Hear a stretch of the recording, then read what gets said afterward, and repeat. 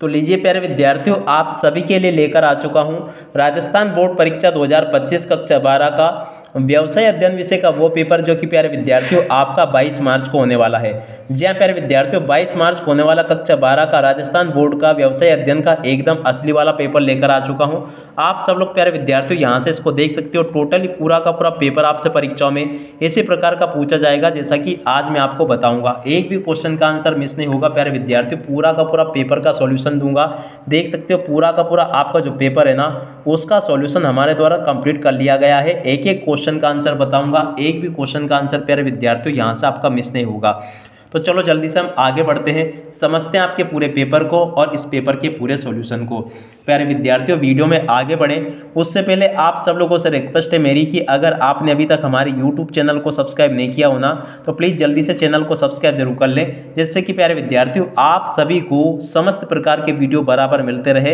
एकमात्र इसी चैनल पर आपको कक्षा 12 की समस्त विषय की तैयारी करवाई जाएगी।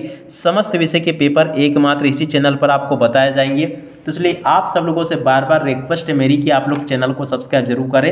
अब चलो जल्दी से हम आगे बढ़ते हैं, समझते हैं कि आपका राजस्थान बोर्ड परीक्षा 2025 का कक्षा 12 का व्यवसाय अध्ययन विषय का पेपर आपसे परीक्षाओं में किस प्रकार का पूछा जाएगा। तो देखिएगा प्यारे विद्यार्थियों, इस प्रकार का पेपर आपको परीक्षाओं में देखने को मिलेगा। ये कक्षा 12 का पेपर है जो कि व्यवसाय अध्ययन विषय का है और कुछ इस प्रकार से आपको पेपर परीक्षाओं में देखने को मिलेगा, ठीक है ना। उच्च माध्यमिक परीक्षा 2025 का पेपर है, सीनियर सेकेंडरी एग्जामिनेशन 2025 व्यवसाय अध्ययन का पेपर है, जिसको आपको हल करने के लिए देखो 3 घंटे 15 मिनट का समय मिलेगा। टोटली आपका 80 नंबर का पेपर होगा और टोटली आपके पेपर में 20 क्वेश्चन पूछे जाएंगे, ठीक है ना। इस प्रकार का पेपर होगा जैसा कि मैं आपको बता रहा हूँ। अब चलो जल्दी से हम आगे बढ़ते हैं, समझते हैं आपके पूरे पेपर को और इस पेपर के पूरे सॉल्यूशन को। प्यारे विद्यार्थियों आप सब लोगों से रिक्वेस्ट है कि आप लोगों के लिए बड़ी मेहनत करके मैं वीडियो बनाता हूँ। आप सब लोगों को पता है कि पेपर ढूंढने में और इसका सॉल्यूशन बनाने में कितना समय हमें लगता होगा, मगर आप लोग चैनल को सब्सक्राइब नहीं करते हो यार, तो हमें भी बुरा लगता है। तो इसलिए आप सब लोगों से रिक्वेस्ट है कि अगर आप लोग वाकई में कक्षा 12वीं में पास होना चाहते हो तो अभी की अभी हमारे यूट्यूब चैनल को सब्सक्राइब करके जरूर बताओ, ठीक है ना। इस प्रकार का पेपर आपको परीक्षाओं में देखने को मिलेगा। अब चलो जल्दी से हम आगे बढ़ते हैं, समझते हैं आपके पूरे पेपर को। तो देखिएगा प्यारे बच्चों, पेपर आपका परीक्षाओं में इस प्रकार का देखने को मिलेगा। परीक्षार्थियों के लिए सामान्य निर्देश आपको दिए गए हैं, यहाँ से आपको निर्देशों को अच्छे से देख लेना है और पूरा का पूरा इसको समझ लेना है। अब चलो इसके बाद में हम आगे बढ़ते हैं, समझते हैं कि आपका पेपर परीक्षाओं में किस प्रकार से पूछा जाएगा। तो देखिएगा प्यारे बच्चों, पेपर आपको परीक्षाओं में कुछ इस प्रकार से देखने को मिलेगा। आप सब लोग यहाँ से इसको देख लीजिएगा और पूरा का पूरा पेपर समझ लीजिएगा। देखो इस प्रकार का पेपर आपको परीक्षाओं में देखने को मिलेगा। ये आपके पेपर का खंड आ दिया गया, ठीक है ना। सेक्शन ए को हम हल करते हैं, जिसमें कि टोटली आपसे 12 मल्टीपल चॉइस क्वेश्चन पूछे जाएंगे। प्रश्न नंबर 1 लिखा है, नीचे दिए गए प्रश्नों में से सही विकल्प का चयन कर दी गई उत्तर पुस्तिका में लिखिए, ठीक है। अब चलो मैं आपको एक एक क्वेश्चन का आंसर बताता हूँ ताकि आपको पूरा का पूरा ये अच्छे से समझ में आ सके। पहला क्वेश्चन इसमें पूछा है, प्रबंध का महत्व है। तो देखो प्रबंध का महत्व क्या है, इसका राइट आंसर आपका आ जाएगा, प्रबंध एक गतिशील संगठन का निर्माण करता है, ठीक है। और अब अगला क्वेश्चन पढ़ते हैं क्या लिखा है।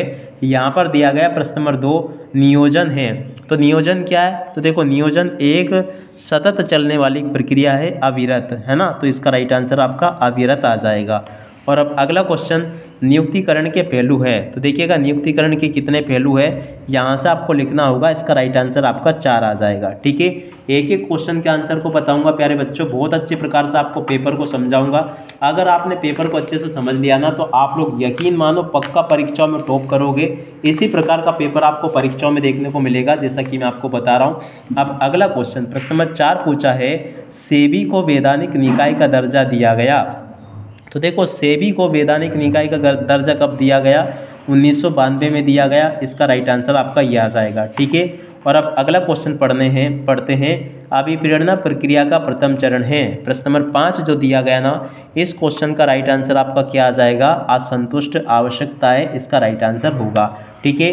और अब अगला क्वेश्चन विपणन मिश्र के तत्व हैं। तो देखो 6 नंबर का जो क्वेश्चन आपसे पूछा गया ना, इस क्वेश्चन का आंसर आपका क्या आ जाएगा, 4। इसके तत्व कितने, 4 तत्व है, ठीक है। और अब अगला क्वेश्चन पढ़ते हैं, अंगूरी लता संप्रेषण में सबसे अधिक लोकप्रिय है। तो देखो अंगूरी लता संप्रेषण में सबसे अधिक लोकप्रिय क्या, तो देखो यहाँ से आपको लिखना गपशप, ठीक है ना। इसका राइट आंसर आपका ये आ जाएगा। और अब अगला क्वेश्चन पढ़ते हैं क्या लिखा है, आवर्त अनुपात का उदाहरण है। तो देखो यहाँ से आपको ये लिखना है, यहाँ पर जो क्वेश्चन दे रखा है ना, आप सब लोग इसको देख लीजिएगा। यहाँ से अगर देखा जाए ना तो देखो इसका राइट आंसर, अब इसके बाद में चलो हम आगे बढ़ते हैं। इसका राइट आंसर आपका ये वाला ही सही होगा। और अब अगला क्वेश्चन आवर्त अनुपात का उदाहरण है। तो देखो आवर्त अनुपात का उदाहरण क्या होगा, तो देखो यहाँ से आपको लिख देना है। देखो यहाँ से इसका राइट आंसर आपका क्या आ जाएगा, आवर्त अनुपात का उदाहरण है। तो देखो टर्नओवर अनुपात, देखो कहाँ पर लिखा है, देनदारी बिक्री अनुपात, ठीक है ना, ये वाला इसका राइट आंसर होगा, ठीक है ना। यहाँ से आप लोग इसको देख लीजिएगा। और चलो इसके बाद में हम आगे बढ़ते हैं, अगले क्वेश्चन को देखते हैं। प्रश्न नंबर 9 पूछा है, देख सकते हो, प्रभावी संप्रेषण की सांकेतिक बाधा है। तो देखो प्रभावी संप्रेषण की सांकेतिक बाधा क्या होगी, तो यहाँ से आपको लिखना होगा तकनीकी विशिष्ट शब्दावली, ठीक है। और उसके बाद में देखो अगला क्वेश्चन नियंत्रण का महत्व है। तो देखो प्रश्न नंबर 10 जो पूछा गया ना, नियंत्रण का महत्व क्या है, तो देखो यहाँ से आपको लिखना नियंत्रण एक सतत प्रक्रिया है, ठीक है। इसका राइट आंसर आपका ये आ जाएगा। यहाँ तक के सभी क्वेश्चन के आंसर मैंने आपको बता दिए हैं। उम्मीद करता हूँ कि सभी क्वेश्चन और उन क्वेश्चन के आंसर आपको अच्छे से समझ में आ गए होंगे, ठीक है। और उसके बाद में देखो अगला क्वेश्चन उपभोक्ता के दृष्टिकोण से उपभोक्ता संरक्षण का महत्व है। तो देखो प्रश्न नंबर ये जो 11 पूछा गया ना, इसका राइट आंसर आपका क्या आ जाएगा, देखो यहाँ से आपको लिखना सामाजिक उत्तरदायित्व। तो देखो सामाजिक उत्तरदायित्व इसका राइट आंसर आ जाएगा, ठीक है। यहाँ तक के सभी क्वेश्चन के आंसर मैंने बता दिए। अगला क्वेश्चन प्रबंधकीय नियंत्रण की आधुनिक तकनीक है। तो देखिएगा प्यारे विद्यार्थियों, प्रबंधकीय नियंत्रण की आधुनिक तकनीक क्या होगी, तो यहाँ से आपको लिखना बजट की नियंत्रण, ठीक है। देख सकते हो प्यारे बच्चों, अभी तक आपके जो जितने भी सही विकल्प पूछे गए थे उन सभी क्वेश्चन के आंसर मैंने आपको बता दिए। अब चलो इसके बाद में हम आगे बढ़ते हैं, आगे के सभी क्वेश्चन और उन क्वेश्चन के आंसर को बताता हूँ। प्रश्न नंबर 2 पूछा है जिसमें कि आपको रिक्त स्थान पूर्ति करनी होगी और रिक्त स्थान आपके पेपर में 6 पूछे जाएंगे। अब चलो मैं आपको एक एक रिक्त स्थान को बताता हूँ ताकि आप लोग अपनी परीक्षाओं में इनको लिख कर आ सके। में निर्णय रचना रहित है। तो देखो यहाँ पे आपको क्या लिखना होगा, नियोजन। इस जगह पर आपको क्या भरना होगा, नियोजन यहाँ पर आपको भरना होगा, ठीक है। अब इस प्रकार से आप लोग इन क्वेश्चन के आंसर को देख लीजिएगा। अब अगला क्वेश्चन लिखा चयन प्रक्रिया में चयन को करना है। तो देखिएगा प्यारे बच्चों, ये जो क्वेश्चन आपको दिया गया ना, इस क्वेश्चन के आंसर को यहाँ से आपको लिखना होगा चयन प्रक्रिया में क्या करना है। तो देखो इस क्वेश्चन का राइट आंसर आपका यहाँ से आप लोग को वो देख लेना है, चयन प्रक्रिया में चयन का करना है। तो देखो यहाँ से आपको लिखना होगा चयन प्रक्रिया में सबसे उपयुक्त उम्मीदवार को चयन करना है। तो देखो यहाँ पे क्या लिखना होगा, सबसे और उसके बाद में उपयुक्त, ठीक है ना, सबसे उपयुक्त उम्मीदवार, ठीक है ना, उम्मीदवार का को लिखा है, आपको केवल ये लिखना होगा सबसे उपयुक्त उम्मीदवार को, ठीक है। और अब अगला क्वेश्चन, पूंजी बाजार को भागों में बांटा जा सकता है। तो देखो पूंजी बाजार को प्राथमिक और द्वितीयक, तो देखो यहाँ पर आपको क्या लिखना होगा, प्राथमिक, ठीक है ना, प्राथमिक और उसके बाद में आगे आपको लिखना होगा द्वितीयक भागों में बांटा जा सकता है। और अब अगला क्वेश्चन, निर्देशन कर्मचारियों का करता है। तो देखो निर्देशन कर्मचारियों का क्या करता है, तो देखो यहाँ से आपको लिखना होगा निर्देशन कर्मचारियों का मार्गदर्शन करता है। तो देखो यहाँ से आपको मार्गदर्शन लिख देना होगा। और उसके बाद में देखो अगला क्वेश्चन, उपभोक्ता मामलों का विभाग भारत सरकार उपभोक्ताओं में जागरूकता पैदा करने के लिए अभियान चला रहा है। देखो कौन सा अभियान चला रहा है, तो देखो उपभोक्ताओं में जागरूकता पैदा करने के लिए उपभोक्ता जागरूकता अभियान, या फिर यहाँ पर आप लोग जागो ग्राहक जागो लिख सकते हो, जागो ग्राहक और जागो, ठीक है ना, ये अभियान चला रहा है। तो देखो जागो ग्राहक जागो अभियान चला रहा है, यहाँ पर आपको ये लिखना होगा, ठीक है। और अब अगला क्वेश्चन, ऊपर से नीचे की तरफ प्रभावित होता है। तो देखो ऊपर से नीचे की तरफ कौन प्रभावित होता है, देखो यहाँ से आपको लिखना प्राधिकरण, क्या लिखोगे, प्राधिकरण, यहाँ से आपको लिख देना होगा, ठीक है। एक एक क्वेश्चन का आंसर प्यारे विद्यार्थियों मेरे द्वारा यहाँ से आपको बताया जा रहे हैं, एक भी क्वेश्चन का आंसर मिस नहीं होगा अगर आपने इस वीडियो को अच्छी प्रकार से पूरा देख लिया तो।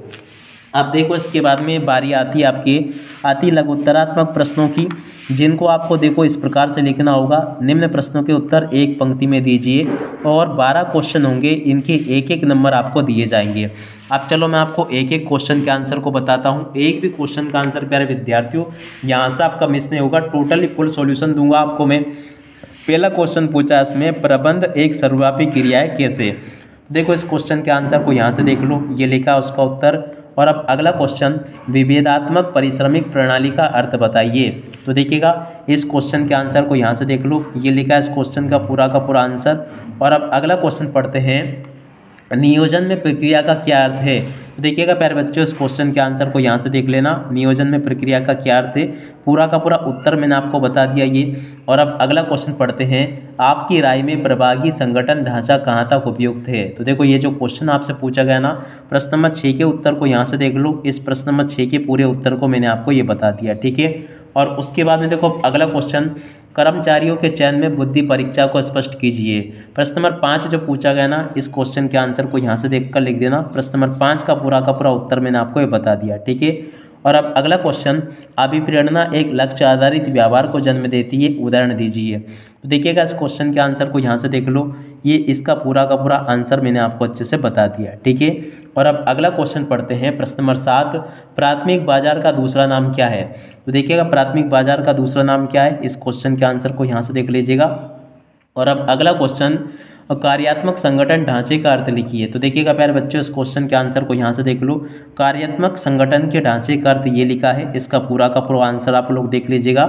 और अब अगला क्वेश्चन पढ़ते हैं, प्रश्न नंबर 9, जिसमें कि पूछा है, उपभोक्ता जागरूकता का अर्थ बताइए। तो देखिएगा उपभोक्ता जागरूकता का अर्थ यहाँ से आपको बता देना है, ये लिखा है। और उसके बाद में देखो अगला क्वेश्चन पढ़ते हैं, आपकी राय में संगठन का एक महत्व लिखिए। तो देखिएगा आपकी राय में संगठन का महत्व क्या होगा, इस क्वेश्चन के आंसर को यहाँ से देख लो, ये भी मैंने आपको बता दिया। और उसके बाद में देखो अगला क्वेश्चन, सेविका एक नियमनकर्ता कार्य लिखिए। तो देखो प्रश्न नंबर 11 जो पूछा गया ना, इस क्वेश्चन के आंसर को यहाँ से देख लेना, ये पूरा आंसर मैंने आपको दे दिया, ठीक है ना। तो देखो प्रश्न नंबर 11 के उत्तर को यहाँ से देख कर लिख दो। अब 11 के बाद में चलो अब आगे बढ़ते हैं, अगला क्वेश्चन पढ़ते हैं, प्रश्न नंबर 12, विज्ञापन सामाजिक मूल्यों में कमी कैसे करता है। तो देखिएगा प्यारे बच्चों, इस क्वेश्चन के आंसर को यहाँ से देख लीजिएगा, ये पूरा आंसर मैंने आपको बता दिया, ठीक है। आशा करता हूँ कि यहाँ तक के सभी क्वेश्चन और उन क्वेश्चन के आंसर आपको अच्छे से समझ में आ गए होंगे। अब इसके बाद में चलो आगे बढ़ते हैं, आगे के सभी क्वेश्चन और उन क्वेश्चन के आंसर को देखते हैं। तो देखिएगा प्यारे बच्चों, अगला क्वेश्चन लिखा खंड बा में देख सकते हो, यहाँ पर आपके लघुत्तरात्मक प्रश्न 4 से लेके 16 तक पूछे जाएंगे। आप देखो पहला क्वेश्चन पढ़ते हैं, इसमें इनके आपको 2-2 अंक दिए जाएंगे और टोटल 13 क्वेश्चन होंगे, ठीक है ना। इनको आप लोगों को अच्छी प्रकार से लिख कर आना होगा। पहला क्वेश्चन लिखा है, पैसे की किन्हीं 2 विशेषताओं को स्पष्ट कीजिए। तो देखो पैसे की 2 विशेषताएं कौन कौन सी है, यहाँ से आप लोग देख लीजिएगा। विशेषज्ञताएं ये लिखी हैं, आप लोग देख लें इसको अच्छे से और याद कर लेना। और उसके बाद में देखो अगला क्वेश्चन पढ़ते हैं, कार्य पद्धति अध्ययन क्या है, प्रश्न नंबर 5। देखो प्यारे बच्चों, इस क्वेश्चन के आंसर को यहाँ से देखकर लिख देना, ये पूरा आपको मैंने प्रश्न नंबर 5 का उत्तर बता दिया, ठीक है। अब 5 के बाद में चलो आगे बढ़ते हैं, अगला क्वेश्चन पढ़ते हैं, प्रश्न नंबर 6 लिखा, पैकेजिंग के 2 स्तरों को लिखिए। तो देखिएगा पैकेजिंग के 2 स्तर कौन कौन से हैं, आप लोग देख लीजिएगा इनको। पैकेजिंग के 2 स्तर आपको मैंने बता दिया अच्छे से, ठीक है ना। आप सब लोग इनको देख लें और पूरा इसको याद कर लीजिएगा। और अब अगला क्वेश्चन पढ़ते हैं, देख सकते हो यहाँ पर लिखा है, राष्ट्रीय आयोग को संक्षेप में समझाइए। तो देखिएगा प्यारे बच्चों, इस क्वेश्चन का आंसर ये लिखा है, राष्ट्रीय आयोग को संक्षेप में आपको इस प्रकार से समझा देना है। इस क्वेश्चन का आंसर मैंने आपको ये बता दिया। और अब अगला क्वेश्चन पढ़ते हैं, देख सकते हो यहाँ पर देखो, वित्तीय निर्णय के अंतर्गत निवेश संबंधी निर्णय को स्पष्ट कीजिए। देखो प्रश्न नंबर 8 जो लिखा ना, इस क्वेश्चन के आंसर को यहाँ से देखकर लिख दो, ये पूरा आंसर मैंने आपको बता दिया है। और अब अगला क्वेश्चन पढ़ते हैं, जो कि यहाँ पर आपको दिया गया है, देख सकते हो, अधिकार अंतरण व विकेंद्रीकरण में निम्न बिंदुओं के आधार पर अंतर स्पष्ट कीजिए। तो देखिएगा प्रश्न नंबर 9 जो लिखा है ना, इस प्रश्न नंबर 9 के उत्तर को यहाँ से देख लो, ये पूरा उत्तर मैंने आपको अच्छे से बता दिया, ठीक है। देखो इसका उत्तर यह आ जाएगा। और उसके बाद में देखो अब आगे बढ़ते हैं, आगे क्वेश्चन के उत्तर को देखते हैं। तो देखो प्रश्न नंबर 10 ये यहाँ पर आपको दिया गया है। अब देखिएगा प्यारे विद्यार्थियों, अपन ने इस क्वेश्चन का आंसर देख लिया था, एक बार पुनः मैं आपको बता दूं, ये इसका आंसर होगा।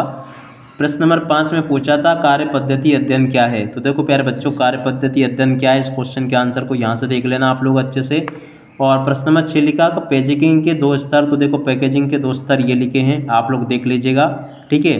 और अब अगला क्वेश्चन राष्ट्रीय आयोग, ये वाला क्वेश्चन भी अपन ने देख लिया था वैसे, मगर एक बार फिर से देख लो आप लोग अच्छे से ताकि आपको समझ में आ सके।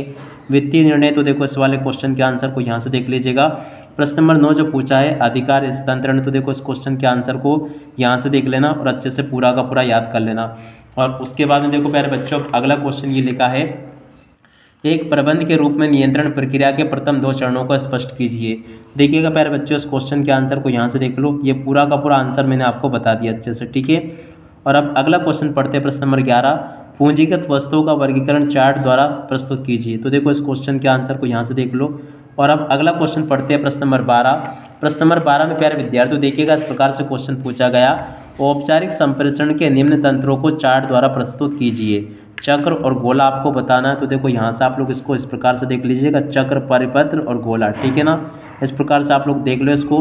और अब अगला क्वेश्चन पढ़ते हैं, उपभोक्ता के निम्न अधिकारों को समझाइए। आश्वस्त होने का अधिकार और सुनवाई का अधिकार। तो देखिएगा आश्वस्त होने का अधिकार और सुनवाई के अधिकार को आपको इस प्रकार से समझा देना है। और अब अगला क्वेश्चन पढ़ा है, देखो आपकी राय में कुशलता का अर्थ बताइए। तो देखो कुशलता का क्या अर्थ होता है, इस क्वेश्चन के आंसर को आप लोग यहाँ से देख लो और इसको पूरा का पूरा याद कर लेना। और अब अगला क्वेश्चन पढ़ते हैं, प्रश्न नंबर 15, कार्यशील पूंजी की आवश्यकता को प्रभावित करने वाले निम्न घटकों को समझाइए। व्यवसाय चक्र और मौसमी कारक। देखो इनको आपको डिटेल से समझाना होगा वैसे, ठीक है।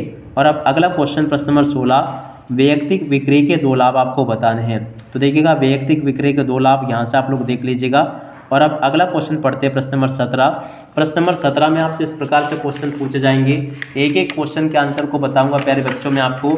अब देखो प्यारे बच्चों प्रश्न नंबर खंड सा यहाँ से आपका शुरू होता है सेक्शन सी। सेक्शन सी में आपसे प्रश्न नंबर 17 से लेके 20 तक के क्वेश्चन पूछे जाएंगे। तो चलो मैं आपको इन क्वेश्चन के आंसर और बता देता हूँ। तो देखो यहाँ पर आपको क्वेश्चन दे रखा है प्रश्न नंबर 17, ये प्रश्न नंबर 17 का पूरा उत्तर आपको दे रखा है, ठीक है ना। इसको आप लोग अच्छे से याद करके जाना, पूरा का पूरा बता दिया मैंने आपको यहाँ तक का, ठीक है। और अब अगला क्वेश्चन देखो प्रश्न नंबर 18 को यहाँ से देख लीजिएगा। 18 में क्वेश्चन लिखा है, विमुद्रीकरण का मुद्रा बाजार दरों पर प्रभाव बताइए। तो देखो इस क्वेश्चन के आंसर को यहाँ से देख लो, विमुद्रीकरण का बाजार मुद्रा दरों पर क्या प्रभाव पड़ता है। इस क्वेश्चन के आंसर को अच्छे से याद करके जाना, ये पूरा का पूरा मैंने आपको बता दिया, ठीक है। और अब अगला क्वेश्चन पढ़ते हैं, प्रश्न नंबर 19, एक प्रबंधक के रूप में नियोजन प्रक्रिया के प्रथम 3 चरणों को समझाइए। प्रश्न नंबर 19 के उत्तर को यहाँ से देख कर लिख देना, ठीक है ना। ये पूरा का पूरा आपके प्रश्न नंबर 19 का उत्तर आपको दिया गया, ठीक है। अच्छे से देख लो इसको। और उसके बाद में देखो अगला क्वेश्चन पढ़ते हैं, प्रश्न नंबर 20, आपकी राय में औपचारिक संगठन के दोष बताइए। तो देखिएगा प्यारे बच्चों आपकी राय में औपचारिक संगठन के दोष क्या लिखे हैं, इनको आप लोग अच्छे से देख लीजिएगा और पूरा का पूरा इसको अच्छे से याद कर लेना, ठीक है। और अब अगला क्वेश्चन पढ़ते हैं, यहाँ तक के सभी क्वेश्चन के आंसर बता दिए मैंने आपको। देखो प्यारे बच्चों वैसे तो आपके प्रश्न पत्र में टोटल 20 क्वेश्चन पूछे जाएंगे, मगर आपको मैं कुछ एक्स्ट्रा क्वेश्चन और बता रहा हूँ जिससे कि आपकी अच्छे से तैयारी हो जाएगी। खंड द आपके पेपर में यहाँ पर आपको दिया गया। अब देखो इसमें आपको इस प्रकार से इसके आंसर को लिख देना होगा। 21वें क्वेश्चन का आंसर ये लिखा है, आप लोग इस प्रकार से देख लो इसको पूरा का पूरा और अच्छे से याद कर लेना। ये पूरा का पूरा आंसर मैंने आपको अच्छे से बता दिया, ठीक है। इसको इस प्रकार से देख लीजिएगा। और अब अगला क्वेश्चन, एक प्रबंधक के रूप में चयन व स्थापन एजेंसी को स्पष्ट कीजिए। प्रश्न नंबर 22 जो पूछा गया ना, इस क्वेश्चन के आंसर को यहाँ से देख लीजिएगा। ये पूरा का पूरा आपका उत्तर दिया गया है, इसको देख लें और अच्छे से पूरा का पूरा इसको लिख लें।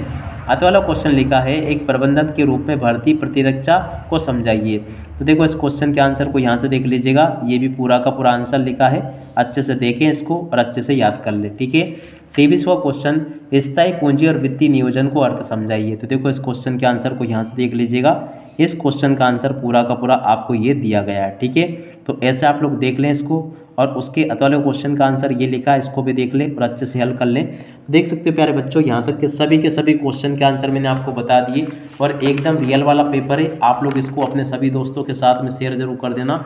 इसी प्रकार का पेपर आपको परीक्षाओं में देखने को मिलेगा, जैसा कि आपको मैंने यहाँ से बताया। अब इसी के साथ में इस वीडियो को यहीं पर पूरा करते हैं। नमस्कार, जय हिंद, जय भारत।